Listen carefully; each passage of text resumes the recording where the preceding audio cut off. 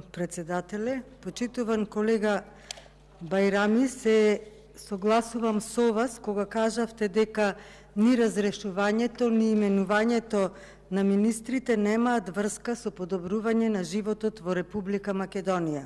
Се согласувам со вас кога кажавте дека тие не ја застапуваат волјата на граѓаните затоа што за да ја застапуваат ќе одат на избори.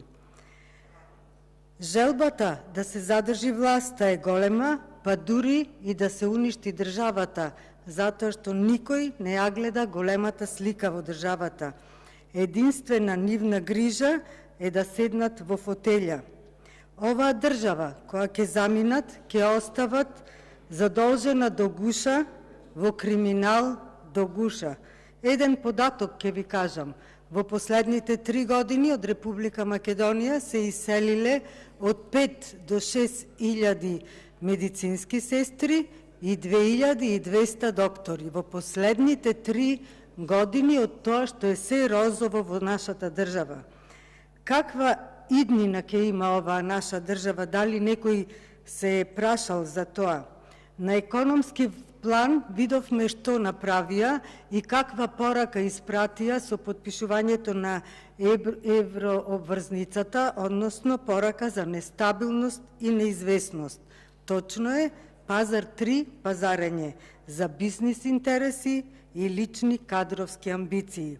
Се прашувам како може колегата Таравари од Алијанса да си го покази се она што кажуваше предходно за оваа влада, а сега да направи коалиција со нив. Кој е уценет при сето ова, ќе покаже времето. Кој се спрема за заминување од оваа држава, ќе покаже времето, и кој колку пари на кого дал за да се створи оваа коалиција, и за тоа ќе покаже времето. Само ќе ви прочитам една изјава на почитуваниот Таравари. Дури на слика да бидете блиску албански функционери на ДУИ, ќе ве навредуваат на социјалните медиуми. Значи, таква омраза кон некоја партија во Македонија во последните 30 години не верувам дека постои.